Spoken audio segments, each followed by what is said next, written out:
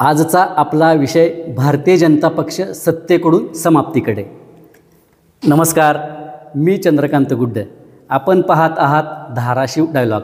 मित्रांनो, भाजपा आपली मातृसंस्था असलेल्या राष्ट्रीय स्वयंसेवक संघाच्या विचारधारेला बांधील राहून राजकारण करत असल्याचे आपण सर्वांनी पाहिले, अनुभवले आहे। पण 2014 पासून आज तागायत भाजपा आपल्या मूळ विचारधारेपासून केवळ सत्तेसाठी फारकत घेतल्याचे दिसत आहे।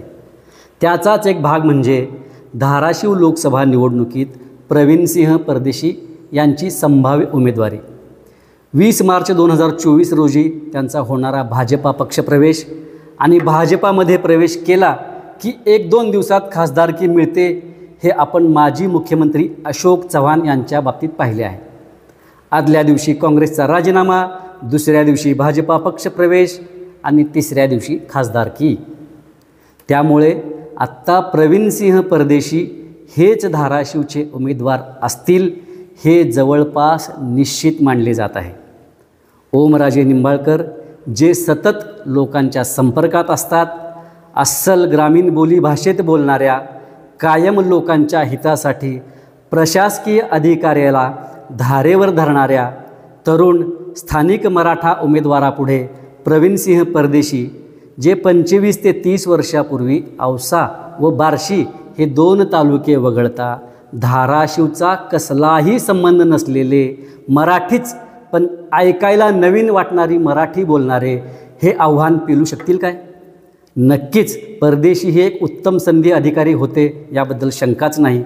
पण अशोक चव्हाण यांच्यासारख्या लोकनेत्याला राज्यसभेवर घ्यायचे आणि परदेशीसारख्या प्रशासकीय सेवेतून आलेल्या अधिकाऱ्याला थेट जनतेशी कसलाही संपर्क नसलेल्या धाराशिवमध्ये उमेदवारी द्यायची, हे भाजपाचे धोरण म्हणजे समाप्तीकडे जाणे। परवाच मनोज जरांगे यांनी फडणवीसाचा एकही माणूस निवडून देणार नाही असे जाहीर सांगितले आहे। तरीही फडणवीसांचे सचिव राहिलेले परदेशी यांना उमेदवारी देणे म्हणजे समाप्तीकडे जाणे। देवेंद्र फडणवीस यांना जिल्ह्यातील स्थानिक नेत्यांनी परदेशी यांच्या विजयाची गॅरंटी दिल्याची चर्चा आहे। मोदीच्या गॅरंटीवर संपूर्ण देश विश्वास ठेवत असताना मागच्या मोदी लाटेत पराभूत झालेले राणा जगजितसिंह पाटील, बसवराज पाटील मुरुमकर यांनी यांच्या भाजपा प्रवेशानंतर परदेशींच्या निवडून येण्याची गॅरंटी फडणवीसांना देणे व त्या गॅरंटीला फडणवीस भुलणे म्हणजेच समाप्तीकडे जाणे। धाराशिव जिल्ह्यात काँग्रेस व राष्ट्रवादी काँग्रेसमधून भाजपमध्ये आलेले बरेच नेते आहेत व ते आत्ता धाराशिव भाजपची कमान सांभाळत आहेत आणि ह्याच नेत्यांनी फडणवीसाशी असलेल्या सलगीचा फायदा घेऊन अभिमन्यूलाही चक्रव्यूहात अडकवून भाजपचेच नेते भाजप संपवतात की काय, अशी चर्चा सुरू आहे। बाहेरचा उमेदवार मतदारसंघात आणण्याची पद्धत कोणाची आहे हे आपल्याला चांगलेच माहिती आहे। मूळ उदगीर तालुक्यातील अरविंद कांबळे 4 वेळा धाराशिवचे खासदार झाले।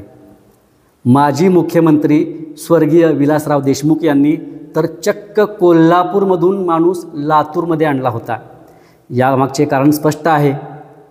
लोकप्रतिनिधी कोणीही असू द्या, सत्तेच्या चाव्या मात्र माझ्याजवळच असल्या पाहिजेत व जिल्ह्यात सत्तेचे विकेंद्रीकरण होऊ नये।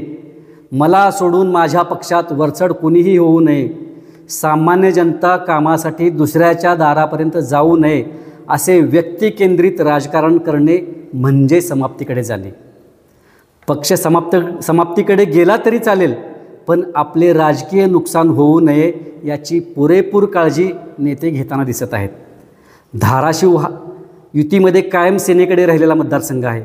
वाटाघाटीमध्ये तो मतदारसंघ भाजपकडे घ्यायचा, कारण सेनेकडेही स्थानिक व मराठा मातब्बर उमेदवार आहेत आणि भाजपाकडेही स्थानिक व मातब्बर मराठा उमेदवार आहेत। परदेशीसारखा माणूस उभा करून ओमराजेंना बाय दिले की काय, याबाबत उलटसुलट चर्चा आहे। राम मंदिर निर्माण, कलम 370, ट्रिपल तलाक, मोदींची हवा, या वातावरणात जर स्थानिक मराठा उमेदवार महायुतीने दिला आणि त्यात ओमराजेंचा पराभव झाला तर ओमराजे विधानसभेसाठी दंड थोपटू शकतात अशी भीती काही नेत्यांच्या मनात असल्याने परदेशींच्या उमेदवारीसाठी आग्रह धरत असल्याची चर्चा चालू आहे. आमचा व्हिडिओ आवडला असेल तर लाईक करा आणि शेअर करा. धन्यवाद.